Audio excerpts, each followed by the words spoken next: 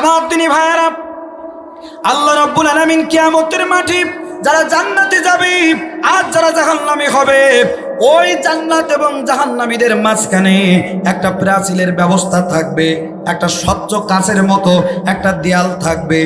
এই দেয়ালের অপর প্রান্ত থেকে জান্নাতীরা জাহান্নামীদেরকে দেখতে পাবে। ওই জাহান্নামের ভিতরে তারা কত কষ্টে আছে, কত আযাবে আছে, কত শাস্তিতে আছে, এ দেখার ব্যবস্থা যিনি করবেন তিনি কে? আর জোরে বলুন তিনি কে? জান্নাত থেকে জান্নাতীরা জাহান্নামীদের এই আযাব কষ্ট শাস্তি দেখতে পাবে, আর জাহান্নাম থেকে জাহান্নামীরা ওই জাহান্নাম থেকে জান্নাতীদের যে সুখ শান্তি নাজ নিয়ামত সব দেখার ব্যবস্থা যিনি করবেন তিনি কে? তিনি আমার আল্লাহ। একদল অপর দলকে সুন্দরভাবে দেখার ব্যবস্থা করে দিবেন। ভাইরা আমার, এখন যখন আপনার অর্থ সম্পদের কষ্ট থাকে, তখন যদি পাশের বাড়িওয়ালা যদি ধনীর পরে ধনী, বিল্ডিংয়ের পরে বিল্ডিং, একতলার পরে দুইতলার পরে তিনতলার পরে বিল্ডিং দিতে থাকে, আর পাশে যে লোকটা গরিব মানুষ, বলেন তার একটু মন খারাপ হবে না? হবে কিনা? এখন জান্নাত থেকে জান্নাতীরা ওই জাহান্নামীদের আযাব কষ্ট শাস্তি যা আল্লাহ পাক দিবেন তারা দেখার ব্যবস্থা করে দিবেন। এটা দেখে তারা আল্লাহ শুকরিয়া আদায় করবে। আল্লাহ, দুনিয়ার জমিনে তোমার ইবাদত দাসত্ব তোমার গোলামি করার কারণে আজকের অনুগ্রহ করে আমাদেরকে জান্নাত তুমি দিয়েছো, আলহামদুলিল্লাহ, জোরে কোন সুবহানাল্লাহ। আর জাহান্নাম থেকে ওই জাহান্নামীরা জান্নাতীদের ওই সুখ শান্তি নাজ নিয়ামত দেখে ওরা জ্বলে পুড়ে ভস্ম সারকার হতে থাকবে আর আফসোস করতে থাকবে। আচ্ছা বলেন তো, ওই দিন আফসোস করে কি কোনো লাভ হবে? হবে? হবে না। ভাইরা আমার, ওই জান্নাতীরা হাঁটতে হাঁটতে জান্নাতের ওই প্রাচীরের নিকটে আসবে। প্রাচীরের নিকটে এসে জান্নাতীরা ওই জাহান্নামীদেরকে প্রশ্ন করবে, ফি জান্নাতি ইয়াতাসাআলুন। জান্নাতীরা ওই দিন তাদের কাছে প্রশ্ন করবে, আনিল মুজরিমিন, ও অপরাধীরা, ও দোষীরা, ও পাপীরা, ও জাহান্নামীরা, মা সালাকাকুম ফি সাকর। এই সাকর নামক জাহান্নামে তোমরা কেন আসলে? এই কঠিন জাহান্নামে কঠিন আযাবের ভিতরে তোমরা কেন আসলে? কি কারণে আসলে? এ প্রশ্ন জান্নাতীরা তাদের কাছে করবে। জোরে কোন সুবহানাল্লাহ। জান্নাতীরা জাহান্নামীদের কাছে এই প্রশ্ন যখন করবে, জাহান্নামীরা ওই দিন জান্নাতীদের এই প্রশ্নের জবাবে তারা বলবে, আল্লাহ পাক আজকের আমাদের এই অপরাধমূলক কাজের কারণে আজকের এই কঠিন জাহান্নামে আল্লাহ পাক আমাদেরকে দিয়েছেন। দুনিয়ার জমিনে আমাদের বৈশিষ্ট্য ছিল 4টা। জোরে বলুন কয়টা? আরো জোরে কোন? 4টা অপরাধ ছিল আমাদের। এই 4টা অপরাধের কারণে আজকে আল্লাহ পাক আমাদেরকে এই কঠিন জাহান্নামে দিয়েছে। ভাইরা আমার, ওই দিন জাহান্নামীরা 4টা অপরাধে জাহান্নামী হবে। এখন ওই 4টা অপরাধ যদি আপনার আমার ভিতরে থাকে, ওই কাজগুলো যদি আপনার আমার ভিতরে থাকে, তাহলে আমরা তো জান্নাতে যাব নাকি? হ্যাঁ, জাহান্নামে। আজকের এই কোন 4টা কাজ করলে আল্লাহ পাক ওই দিন আমাদেরকে জাহান্নামে দেবে, ওই 4টা কাজ জানার দরকার আছে না নাই? জোরে বলেন। আছে। কোন সে 4টা কাজ? আসেন আল্লাহ পাক কোরআনে কি বলছেন। 1 নাম্বার আল্লাহ পাক বলেন, ওই দিন কঠিন জাহান্নামে যারা জ্বলবে, কঠিন জাহান্নামে যারা জ্বলবে, সেই দিন ওই জান্নাতীদের প্রশ্নে ওই জাহান্নামীরা জবাব দেবে, ও জান্নাতীরা, আজকের এই কঠিন জাহান্নামে আল্লাহ পাক আমাদেরকে দিয়েছে। আজকের এই কঠিন জাহান্নামের আগুনে আমরা জ্বলতেছি, এই জাহান্নামের ভিতরে আমরা পড়তেছি। আমাদের অপরাধ ছিল 4টা। 1 নাম্বার অপরাধ হলো লাম নাকু মিনাল মুসাল্লিন।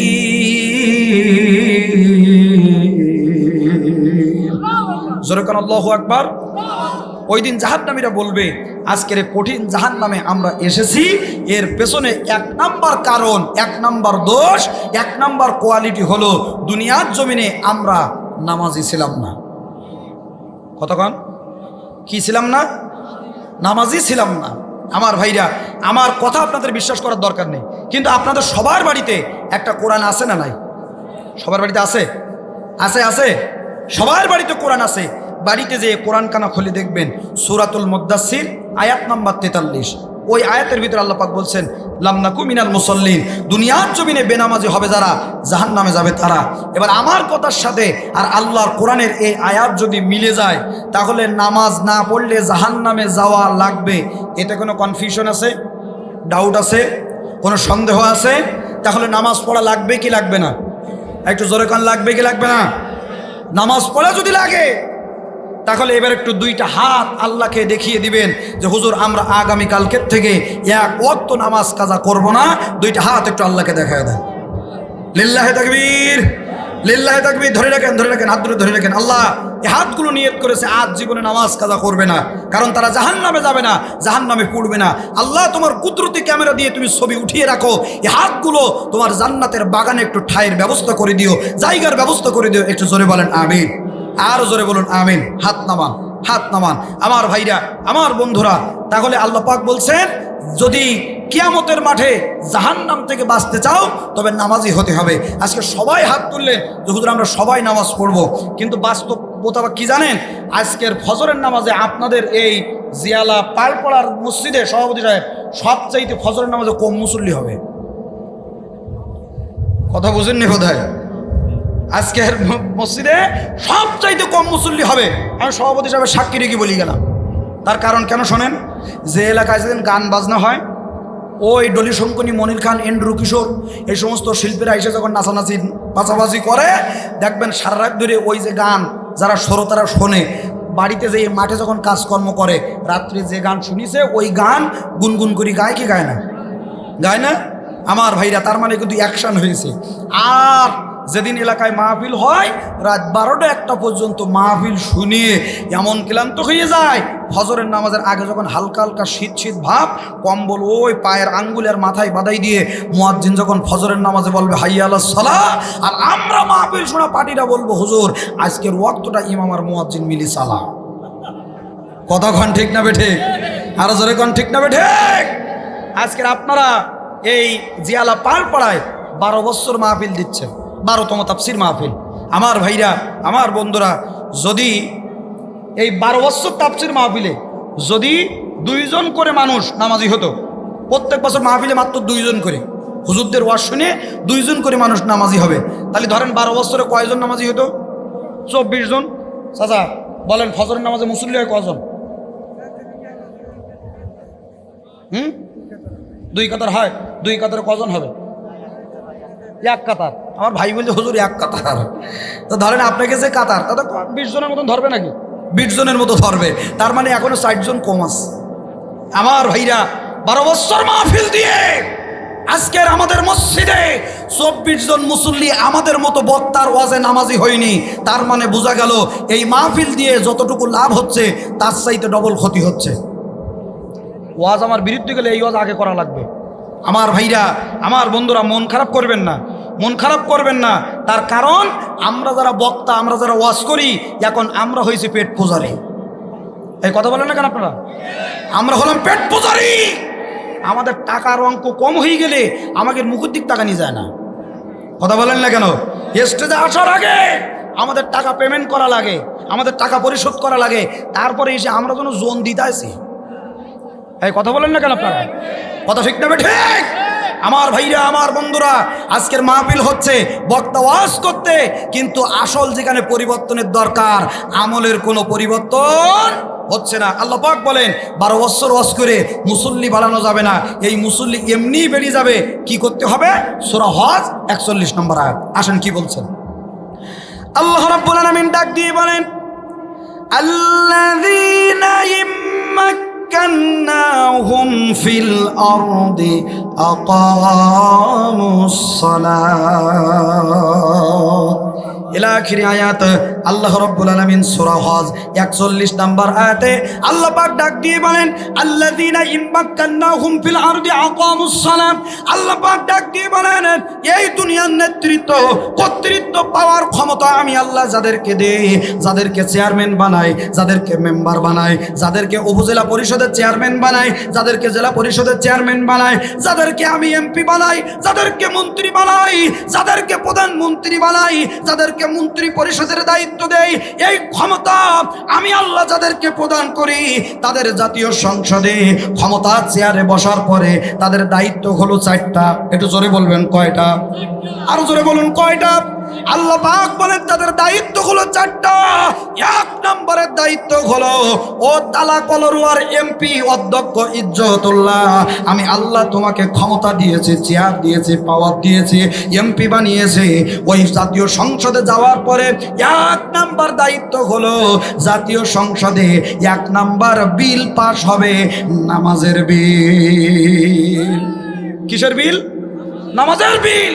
আমার ভাইরা, আজকের 12 বছর ওয়াজ করে মসজিদের মুসল্লি বাড়ানো যাচ্ছে না, কিন্তু আগামী কালকের বাংলাদেশের প্রধানমন্ত্রী জনাব তারেক রহমান ট্রেজারি বেঞ্চ থেকে দাঁড়িয়ে যদি বলে, মাননীয় স্পিকার সাহেব, আজকের আল্লাহ পাক আমাদের ক্ষমতা দিয়েছেন এবং কোরআনুল কারীমের ভিতরে বলেছেন রাষ্ট্রীয় ক্ষমতা পাওয়ার পরে তাদের দায়িত্ব চারটা। এক নাম্বার দায়িত্ব হলো নামাজের বিল পাশ করা, নামাজের আইন পাশ করা। আজকের এই বাংলাদেশের জাতীয় সংসদ থেকে আমরা সমস্ত এমপি মন্ত্রীরা শপথ দিলাম, আজকের থেকে বাংলাদেশের প্রত্যেকটা বালেগ পুরুষ আর প্রত্যেকটা বালেগ নারীর জন্য নামাজ ফরজ বিধান করা হলো। যারা জামাতে হাজির না হবে, ফরজ নামাজ যারা কাজা করবে, 6 মাসের জেল, অনাদায়ে 6000 টাকা জরিমানা। বিশ্বাস করেন, উযু থাক আর না থাক, নামাজের জামাতে এসে মুসলমানরা হাজির হবে। এবং জিয়ালা মসজিদ 1 তলা থেকে 5 তলা হতে 1 মাস সময় লাগবে না, লাগবে না, লাগবে না, লাগবে না, ঠিক কিনা? ওয়াজ করে মানুষের নামাজি বানানো যায় না, জাগা মতন জিনিসটা পৌঁছিয়ে দিলে মানুষ এমনি নামাজি হয়ে যাবে। কতক্ষণ ঠিক কিনা? রাগ করলেন বোধহয়, কষ্ট পেলেন বোধহয়।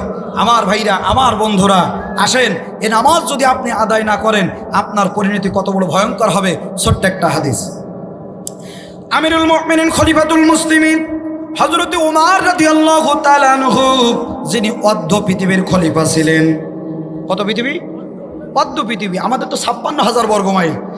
অর্ধ পৃথিবীর যিনি খলিফা ছিলেন হযরত ওমর, হঠাৎ করে একদিন এক বুড়িমা হযরত ওমরের দরবারে এসে হাজির।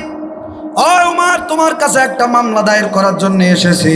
ওমর, আমার মামলাটা নেওয়া লাগবে। আমিরুল মুমিনিন খলিফাতুল মুসলিমিন হযরত ওমর রাদিয়াল্লাহু তাআলা আনহু ডাক দিয়ে বলেন, ও বুড়িমা, কি মামলা তোমার? কি মামলা করতে এসেছো বলো? ওই বুড়িমা ডাক দিয়ে বলেন, ওমর, আমার মামলা হলো তোমার পায়ের তলার এই মাটির নামে। কার নামে? আমার মামলা হলো মাটির নামে। আচ্ছা, মাটির নামে কি কেস হয়? মাটির নামে মামলা হয়? আপনি যদি সাতক্ষীরা জজ কোর্টে যদি মাটির নামে মামলা করতে যান যে আমি মাটির নামে মামলা করব, আচ্ছা বলেন তো, কোনো উকিল, কোনো জজ আপনার মামলা নেবে? নেবে? হযরত ওমর ডাক দিয়ে বলেন, বুড়িমা, মাটির নামে আবার মামলা হয় কেমনে? মাটির নামে আবার মামলা হয় কেমনে? বুড়িমা ডাক দিয়ে বলেন, ওমর, তুমি অর্ধ পৃথিবীর খলিফা, আমার মামলার এজাহারটা আগে শুনে নাও। আমি বাজার থেকে গরিব মানুষ, খুবই গরিব মানুষ, একা আমার সংসার। বাজার থেকে তেল কিনে নিয়ে বাড়িতে আসতেছিলাম, আসার সময় হঠাৎ করে হোঁচট লেগে, পায়ে হোঁচট লেগে আমি পড়ে গেছি। আমার হাতের থেকে আমার তেলের বোতলটা পড়ে গেছে। ও আমার তেলের বোতল পড়ে যাওয়ার পরে আমার তেলের বোতলটা ভেঙে গেল। ওই বোতলের ভিতরে যত তেল ছিল তামাম তেল মাটিতে চুষে নিয়েছে, মাটিতে টেনে নিয়েছে। শুকনা মাটিতে যদি আপনি পানি ফেলেন, শুকনা মাটিতে যদি আপনি তেল ফেলেন, তরল পদার্থ ফেলেন, ফেলার সাথে সাথে টেনে নেবে কি নেবে না? নেবে না বলেন? ও মার, আমার হাতের তেল, বোতলের তেল মাটিতে কেন টেনে নিল? আমার হালাল টাকায় কেনা তেল মাটিতে কেন টেনে নিল জানতে চাই। ওই মাটির বিরুদ্ধে মামলা, আমার টাকায় কেনা তেল কেন মাটিতে শুষে নিল? একটু জোরে কন সুবহানাল্লাহ। হযরত ওমর বলছেন, বুড়িমা, এটা কোনো মামলা হলো? এটা কোনো মামলা হলো? এটাকে এইবার নামে কোনো মামলা দেওয়া যায়? বুড়িমা ডাক দিয়ে বলেন, ওমর, তুমি মামলা নিবা কিনা তাই বলো। জোরে কন সুবহানাল্লাহ। মামলা নিবা কিনা তাই বলো। আজকের ওমরের দরবারে মাটির নামে বুড়ি মামলা দেয়, আর আমার বাংলাদেশের মসজিদের ইমামের মেয়েকে গুম করা হয়, তার কোনো মামলা থানায় হয় না। কতক্ষণ ঠিক কিনা বন্ধুগণ, আমার ভাইরা? হযরত ওমর বললেন, বুড়িমা, মাটির নামে আমি কি মামলা নেব আর কি বিচার করব? বুড়িমা ডাক দিয়ে বলেন, আমিরুল মুমিনিন, যদি তুমি মামলা না নাও আমি কিচ্ছু বলবো না, কিন্তু মরার পরে আদালতে, আখিরাতে, আল্লাহর আদালতে আমি কিন্তু তোমার বিরুদ্ধে মামলা দায়ের করব। জোরে কর সুবহানাল্লাহ। দিনী ভাইরা আমার, হযরত ওমর সারা রাত সিজদায় পড়ে গেলেন। সিজদায় পড়ে দুইটা চোখের পানি ছেড়ে কাঁদলেন, আল্লাহ এই মামলার বিচার আমি কি করব। দিনী ভাইরা আমার, পরের দিন বুড়িমা ওমরের দরবারে এসেছে, ওমর আমার মামলার কি খবর। হযরতে ওমর একটা কাগজ বুড়িমার হাতে ধরিয়ে দিলেন, জোরে কোন সুবহানাল্লাহ। বুড়িমার হাতে একটা কাগজ ধরিয়ে দিলেন। ওই কাগজটা বুড়িমার হাতে ধরিয়ে দিয়ে হযরতে ওমর বললেন, ও বুড়িমা, যেখানে তোমার তেল পড়েছিল, যেখানে তুমি তেল ফালাইয়াছিলে, ওই জায়গায় এই কাগজটা নিয়ে ওমরের হাতের চিঠিটা নিয়ে ওই মাটির উপরে ফেলে দিবে। আমি ওমর গ্যারান্টি দিলাম, যতটুকু তেল তোমার পড়েছিল এই চিঠি পাওয়ার সাথে সাথে মাটি তোমার তেল ফিরিয়ে দিতে বাধ্য হবে। যেরকম সুবহানাল্লাহ। ভাইরা আমার, বন্ধুরা আমার, আজকের ইসলামী রাষ্ট্রে যদি ইসলামী রাষ্ট্র কায়েম হয়, কোরআনের বিধান, কোরআনের আইন যদি এদেশে চালু হয়, তাহলে এদেশের মানুষ পুঙ্খানুপুঙ্খভাবে তাদের ন্যায্য অধিকারটা ফিরে পাবে। কথা ঠিক না ঠিক? তিনি ভাইরা আমার মনোযোগ দিয়ে শোনেন। এবার আসেন, আল্লাহ পাক বলেন, আল্লাহ রাব্বুল আলামিন বলেন, ওয়া কুন্না নুকাযযিবু বিয়াউমিদ্দিন। এই আয়াতের শেষে আল্লাহ পাক বলেন, যারা বিচারের দিনকে অস্বীকার করবে, বিচারে একদিন বিচার হবে, এই দিনটা যারা অস্বীকার করবে, আজকের দুনিয়ায় হয়তো পল্টান সল্টান করে মিথ্যা অপবাদ দিয়ে মানুষকে ভূগোল বুঝিয়ে আলেম ওলামাদেরকে ফাঁসি দিয়ে দেশ ছেড়ে পালাতে পারবা, কিন্তু আদালতে আখেরাতে আল্লাহর দপ্তর থেকে কিন্তু পালানো যাবে না। কতক্ষণ ঠিক কিনা ভাইরা আমার? আসেন, আল্লাহ পাক দ্বিতীয় নম্বরে জাহান্নামে যাবে কারা? ওয়ালাম নাকুনু তুঈমুল মিসকিন।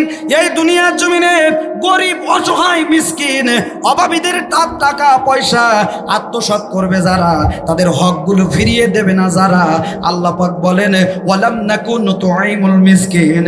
এই সমস্ত মানুষের হক হরণকারী এই জাহেলগুলা কিয়ামতে যাবে জাহান্নামে।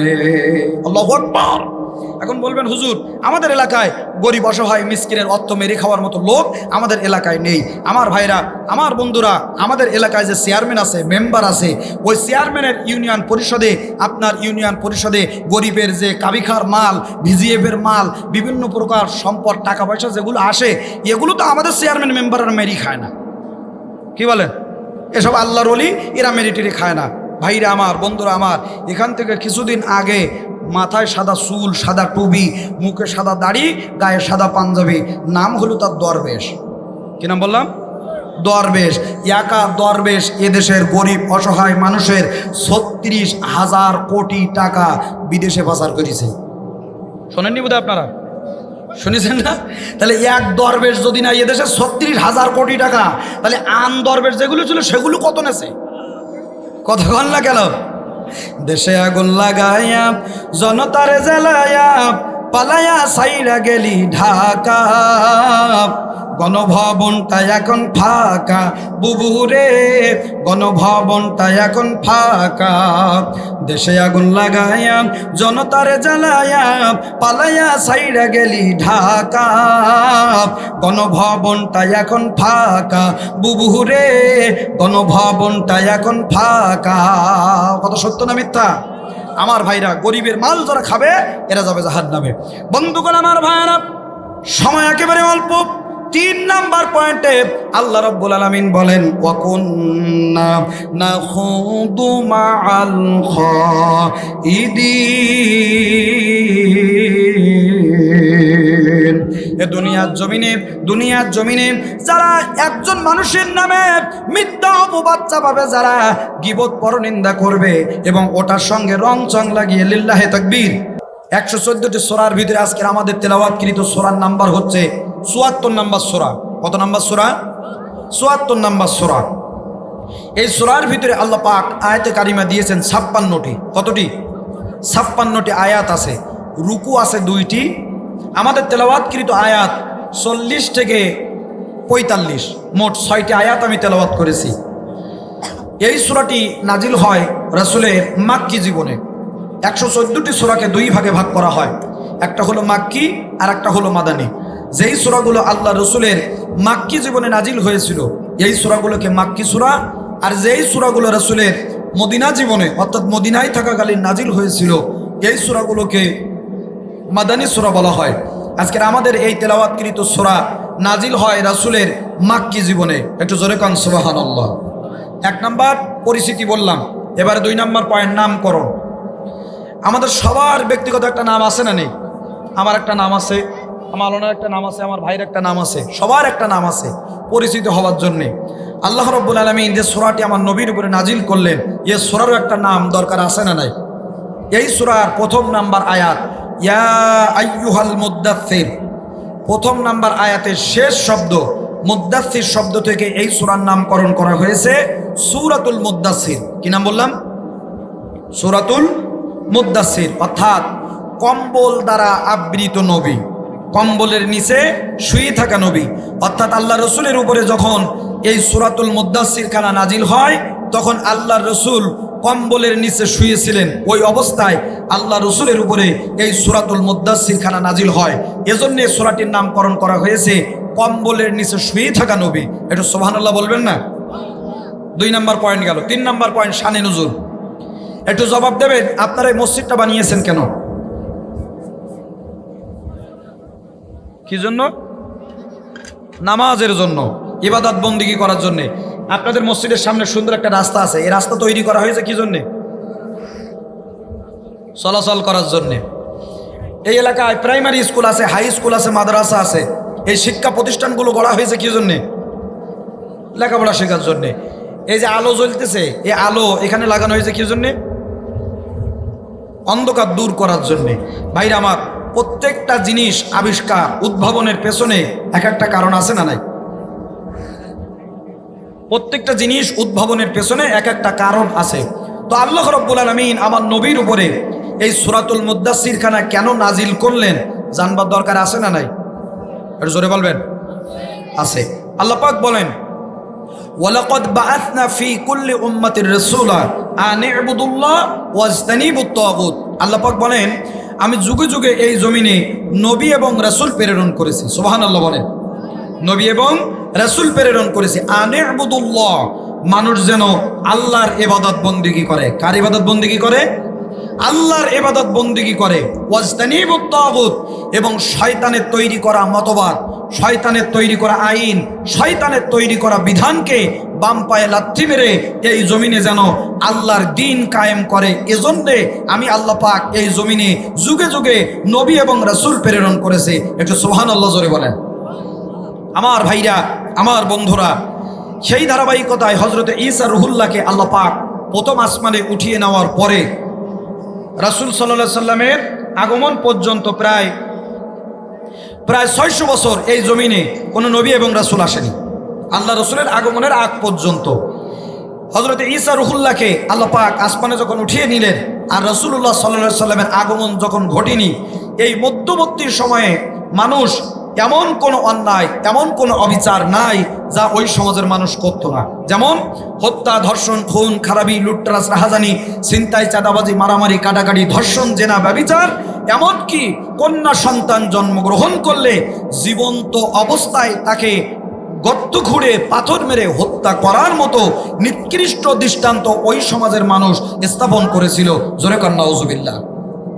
ভাইরা আমার, এখন যেই সমাজের মানুষ জেনা, ব্যভিচার, হত্যা, ধর্ষণ, খুন, খারাপি, চাঁদাবাজি, মারামারি, কাটাকাটি এবং নারী ধর্ষণ, মানুষদেরকে হত্যা করা, সুদ, ঘুষ, এই অপরাধগুলো করার কারণে ঐতিহাসিকগণ ওই সমাজের নাম দিয়েছিল আয়ামে জাহিলিয়া। কি নাম বললাম? আয়ামে জাহিলিয়া, অর্থাৎ অন্ধকারাচ্ছন্ন যুগ।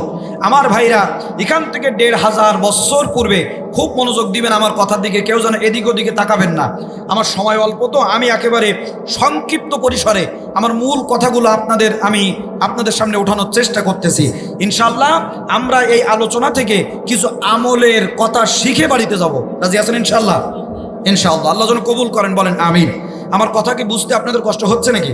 কথা ক্লিয়ার বোঝা যাচ্ছে তো?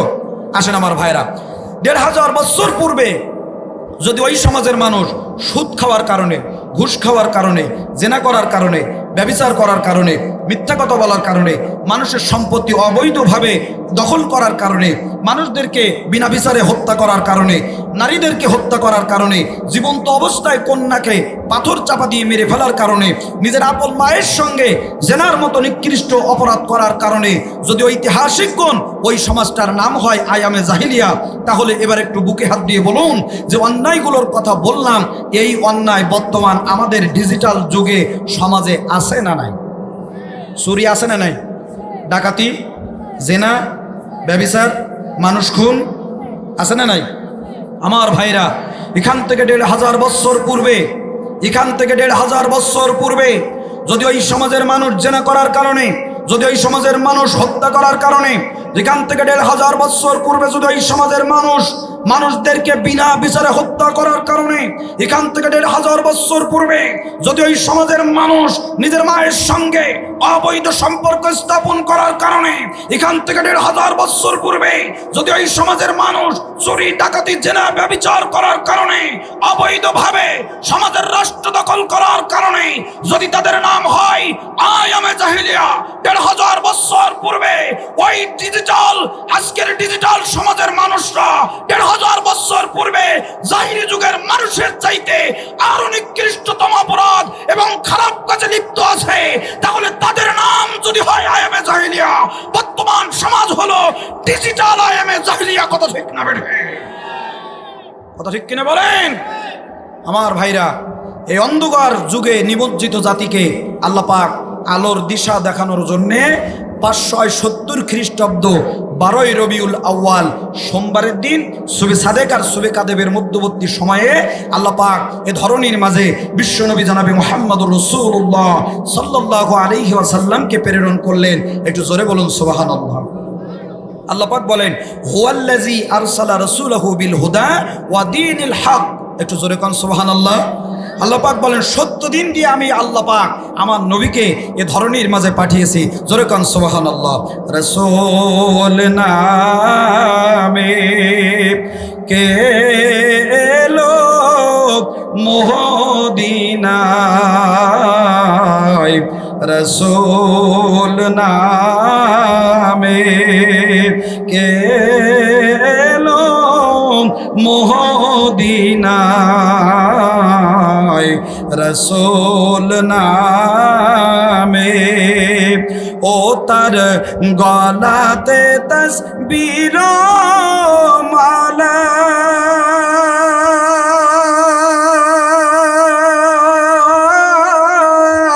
কে চলে ওই কামলে ওয়ালা রে।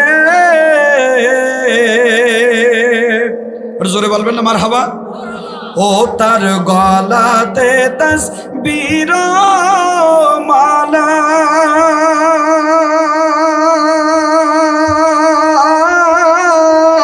কে চলে ওই কামলে ওয়ালা রে। ওরে আমার মনের দরজা তলে, ওরে আমার মনের দরজা তলে, তারে ডেকে নিয়ে আয়, রাসূল নামে। জোরে কোন মারহাবা।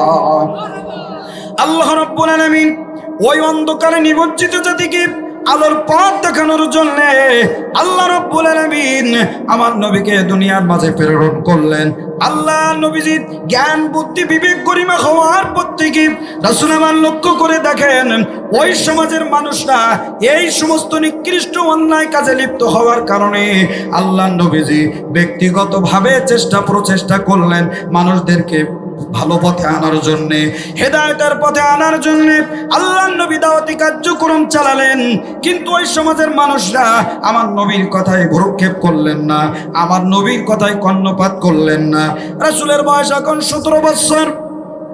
আল্লাহ নবীজি ওই সমাজের মানুষদেরকে পরিবর্তন করার জন্য ১৭ বছর বয়সে আল্লাহ নবীজি একটি দল, একটি সংগঠন তৈরি করলেন। নাম হলো তার হিলফুল ফুজুল। কি নাম বললাম? হিলফুল ফুজুল নামে একটি সংগঠন আল্লাহ রসুল তৈরি করেছিলেন। জানেন নাকি আপনারা?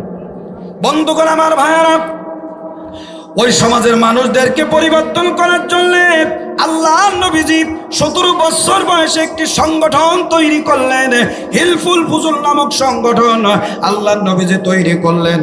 17 থেকে 40 বছর পর্যন্ত আল্লাহ নবীজি এই হিলফুল ফুজুল নামক সংগঠন দিয়ে আল্লাহর রাসূল দাওয়াতি কার্যক্রম চালাতে লাগলেন। ভাইরা আমার, 17 থেকে শুরু করে 40 বছর পর্যন্ত আল্লাহ নবীজি ওই সংগঠন দিয়ে দাওয়াতি কার্যক্রম চালালেন। ওই সমাজের মানুষ ওই পরিবর্তন হলেন, চেঞ্জ হলেন মাত্র 15%। কত পার্সেন্ট? মাত্র 15% মানুষ অন্যায় ত্যাগ করলো। দিনী ভাইরা আমার, আল্লাহ নবী চিন্তা করলেন এইভাবে হবে না, এইভাবে পরিবর্তন করা যাবে না। রাসূল আমার চলে গেলেন হীরা পর্বতে, রাসূল আমার চলে গেলেন হীরা পর্বতে, আমার রবের সান্নিধ্যে চলে গেলেন।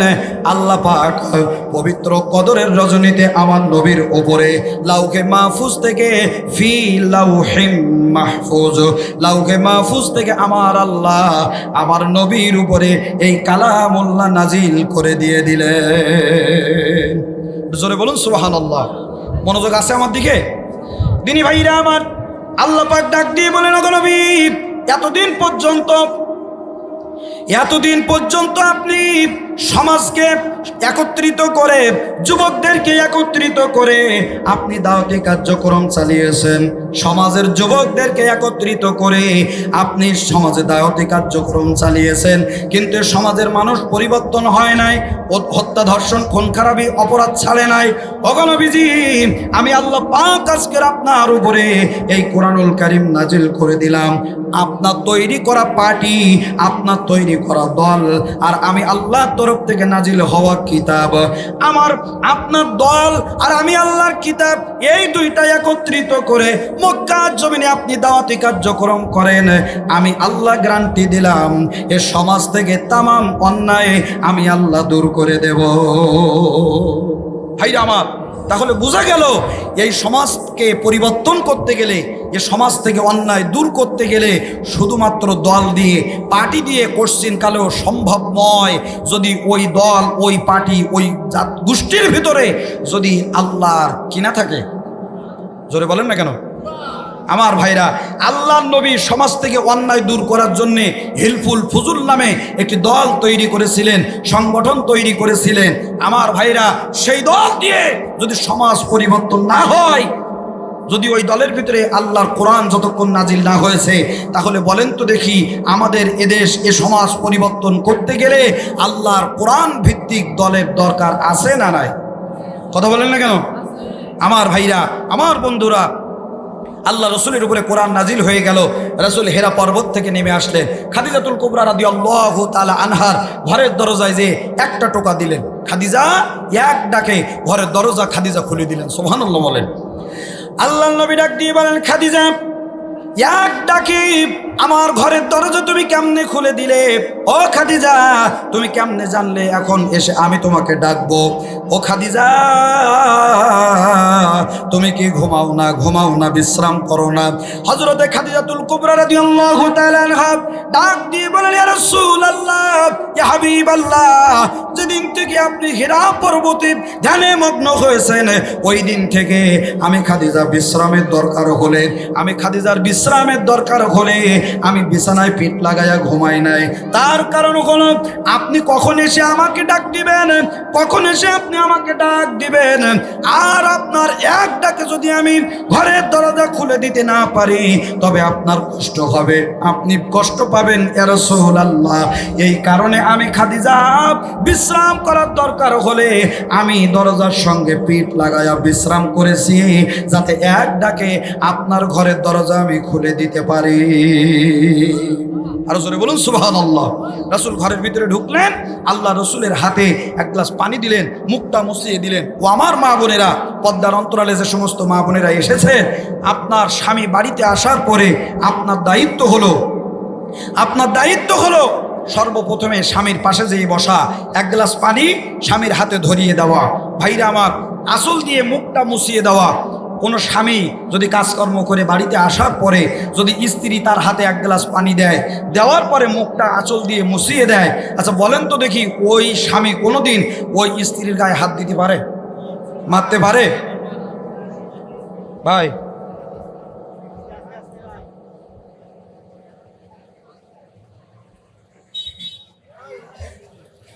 আমার বন্ধুগণ, আমার ভাইরা, বলেন তো দেখি, যদি কোনো স্ত্রী অফিস থেকে বাড়ি আসছে, ব্যবসা বাণিজ্য সেরে বাড়ি আসছে, কাজকর্ম সেরে বাড়ি আসছে, মাঠে ঘাটের থেকে কাজকর্ম করে বাড়ি আসছে, এখন স্ত্রী যদি স্বামীর হাতে এক গ্লাস পানি ধরিয়ে দিয়ে আর আসলটা দিয়ে মুখটা মুছিয়ে দিয়ে বলে, স্বামী এত কষ্ট করার তো কোনো দরকার নেই।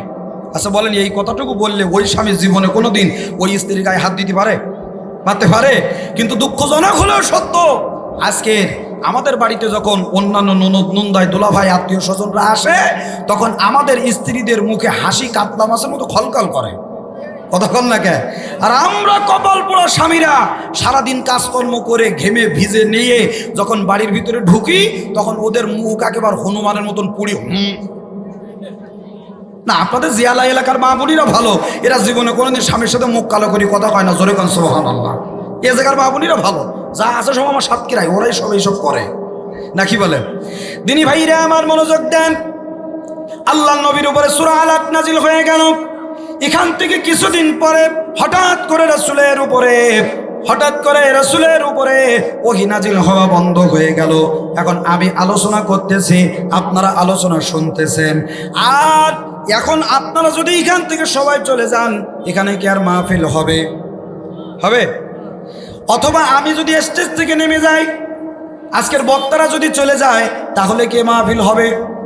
অর্থাৎ বোঝা গেল, দুই পক্ষ সমান সমান না হলে যেমন একটা পূর্ণ মাহফিল হয় না, ঠিক আল্লাহর নবীর উপরে হঠাৎ করে ওহী নাজিল হওয়া যখন বন্ধ হয়ে গেল, আল্লাহর নবী উদ্বিগ্ন হয়ে গেলেন। আল্লাহর নবী এদিকে ওদিকে দৌড়াদৌড়ি করতে লাগলেন। আমার ভাইরা, এই সুযোগে মক্কার কাফেররা বলতে লাগলো, এ মুহাম্মাদের কাছে যে জাদুকর আসতো, মুহাম্মাদের কাছে যে জিন আসতো, সেই জিন আসা বন্ধ হয়ে গেছে। জোরে কান নাউজুবিল্লাহ। বন্ধুগণ, আমার ভাইরা, আল্লাহর নবীজি এই কথা শোনা মাত্রই আমার নবীজি দুইটা চোখের পানি ছাড়তে ছাড়তে বাড়িতে চলে গেলেন। খাদিজাকে ডাক দিয়ে বলেন, খাদিজা জাম্মিলুনি, আমারে কম্বল দিয়ে ঢেকে দাও। হযরতে খাদিজাতুল কুবরা আল্লাহর নবীকে কম্বল দিয়ে ঢেকে দিলেন। আল্লাহর রাসূল বালিশে মাথা লাগায়া দুইটা চোখের পানি ছেড়ে কাঁদতেছে। বলেন তো, এই খবর আমার আল্লাহর কাছে আছে না নাই? আছে? আল্লাহ জানে কি জানে না? আল্লাহ পাক ডাক দিয়ে বলেন, জিবরিল আমিন, আর করো না দেরি, আমার দোস্তের কাছে চলে যাও তাড়াতাড়ি। এই মুহূর্তে আমার বন্ধুর উপরে সূরাতুল মুদ্দাসসির খানা নাজিল করে দিয়ে দাও। আল্লাহ পাক ডাক দিয়ে বলেন, ইয়া আইয়ুহাল মুদ্দাসসির কুম ফাআনজির ওয়া রাব্বাকা ফাকাব্বির। জোরে বলুন আল্লাহু আকবার। আরো জোরে বলুন আল্লাহু আকবার। আল্লাহ পাক ডাক দিলেন, ইয়া আইয়ুহাল মুদ্দাসসির, ওহে কম্বলের নিচে শুয়ে থাকা নবী, ও কম্বল মুড়ি দিয়ে শুয়ে থাকা নবী, কুম, আপনি ওঠেন, কম্বল ছাড়েন, ঘর ছাড়েন, বাড়ি ছাড়েন। তাকাইয়া দেখেন মক্কার দিকে এমন কোনো অন্যায়, এমন কোনো অবিচার, এমন কোনো নিকৃষ্ট কাজ নাই যা মক্কার জমিনে চলতেছে না। ইয়া রাসূলুল্লাহ, সমাজে যখন অন্যায় চলে, সমাজে যখন নিকৃষ্টতম অপরাধ চলে, ওই মুহূর্তে আপনি কম্বল মুড়ি দিয়ে ঘুমাইয়া থাকবেন না, ঘরের কোনায় বসে থাকবেন না, কম আপনি উঠে দাঁড়ান, কম্বল ছাড়েন, ময়দানে নামেন। আমার ভাইরা, আল্লাহ পাক এই আয়াতের বিধান কি রহিত হয়ে গেছে নাকি? বন্ধ হয়ে গেছে না চালু আছে? জোরে বলেন না কেন? চালু আছে। আমার ভাইরা, ১৫০০ বছর পূর্বে আল্লাহ পাক নবীকে বললেন, নবী, সমাজে যখন অন্যায়, অবিচার, জুলুম, অত্যাচার আর নির্যাতনের স্টিম রোলার চলবে, ওই মুহূর্তে মুমিন যারা হবে তারা ঘরে বসে থাকতে পারে না। ইয়া রাসূলুল্লাহ, এই মুহূর্তে আপনি ঘরে বসে থাকবেন না, ঘরের ভিতরে কম্বল মুড়ি দিয়ে চোখের পানি ফেলবেন না। আমি আল্লাহ পাক আপনাকে অর্ডার দিচ্ছি, কুম, আপনি উঠে দাঁড়ান, কম্বল ছাড়েন, চোখের পানি মোছেন, ময়দানে নামেন, ফাআনজির, মানুষকে সতর্ক করেন, মানুষকে বুঝান কোনটা সাদা, কোনটা কালো, কোনটা মন্দ, কোনটা ভালো। এ দায়িত্ব আমি আপনার উপরে দিয়েছি। আপনি কম্বল ছাড়েন। বাংলার তাওহীদি মুসলমান, আল্লাহ পাক যদি আমার নবীকে সমাজ পরিবর্তনের জন্য ডাক দিয়ে ঘর ছাড়তে বলে, তাকায় দেখেন বর্তমান সমাজের দিকে এমন কোন অন্যায়, এমন কোন বিচার, এমন কোন নিকৃষ্ট নির্দিষ্ট অপরাধ নেই যা বর্তমান সমাজের ভিতরে চলতেছে না। সুতরাং এই মুহূর্তে আপনার আমার দায়িত্ব হবে মসজিদের কোনায় তসবির দানায় জান্নাত না খুঁজে, 400 বিনার ইশরাকে জান্নাত না খুঁজে ময়দানে নেমে ওয়ারাব্বাকা ফাকাব্বির আল্লাহর নামের তাকবীর দিতে হবে। কথা ঠিক না বেঠিক? এই অর্ডার দিয়েছেন কে? এই অর্ডার আমার আল্লাহর। সমাজে যখন অন্যায় অবিচার আর জুলুম অত্যাচার চলবে সেই মুহূর্তে ঘরের কোনায় বসে থাকলে হবে না, ময়দানে নেমে বীর সিপাহ সালারের মতো আল্লাহর নামের তাকবীর দিয়ে গোটা ময়দান প্রকম্পিত করতে হবে। কারা কারা রাজি আছেন? দুই হাত আমার আল্লাহকে দেখা দেয়। আল্লাহ কবুল করুক, বলেন আল্লাহুম্মা আমিন। একটু জিকির করেন লা ইলাহা ইল্লাল্লাহ, লা ইলাহা। সাউন্ড কমাই দিচ্ছেন নাই? হ্যাঁ, জিকির করেন লা ইলাহা ইল্লাল্লাহ, লা ইলাহা। কষ্ট হচ্ছে, সাউন্ড বাড়াই দেন। কি ব্যাপার, আপনারা কি বাড়ির থেকে নিয়ত করে আসছেন যে হুজুর মরে মরুক আমরা কেউ কথা বলবো না? কি আমি বুঝলাম না। আপনারা এরকম কোনো বাড়ির থেকে কি ভাবি অর্ডার দিয়ে দিয়েছে নাই যে হুজুর মরে মরুক, খবরদার তোমরা কেউ যেন জবান খুলি না, সেই আদেশ পালন করতেছেন নাকি? তাহলে কেউ কথা বলছেন না কেন? আমি বুঝলাম না ব্যাপারটা। নাকি আমার দেখি পছন্দ হয়নি? হ্যাঁ, একটু মহব্বতে জিকির দেন লা ইলাহা ইল্লাল্লাহ, লা ইলাহা ইল্লাল্লাহ। কোন সাধনায় পাবো গো তোমায় গো নবীজি, কোন সাধনায় পাবো গো তোমায়, কোন সাধনায় পাবো গো তোমায় গো নবীজি, কোন সাধনায় পাবো গো তোমায়। ও দেখে নবীর মুজিজা ভাগ্যবতী মা খাদিজা, ও দেখে নবীর মুজিজা ভাগ্যবতী মা খাদিজা, জীবন জৈবন করিলে নরপণ গো নবীজি, কোন সাধনায় পাবো গো তোমায়। আল্লাহর নবী মায়ার নবী গো, আপনি নবী আমার জীবনের জীবন। আল্লাহর নবী মায়ার নবী গো, আপনি নবী আমার জীবনের জীবন। একটু জোরে বলুন মারহাবা। বন্ধুগণ আমার ভাইরা, আল্লাহ রাব্বুল আলামিন আমার নবীর উপরে সূরাতুল মুদ্দাসসির খানা নাজিল করে দিলেন, সূরাতুল মুদ্দাসসির খানা নাজিল করে দিলেন। ভাইরা আমার, আমি সংক্ষেপে আপনাদের সামনে আমার তেলাওয়াতকৃত সূরার শানে নজুলটা উঠিয়ে ধরলাম। এবারে আসুন আমার আয়াতের ব্যাখ্যা, যে আয়াত আমি তেলাওয়াত করেছি সেই আয়াতের ব্যাখ্যা 4 নাম্বার পয়েন্ট। আল্লাহ রাব্বুল আলামিন বলেন ফি জান্নাতি ইয়াতাসাআলুন।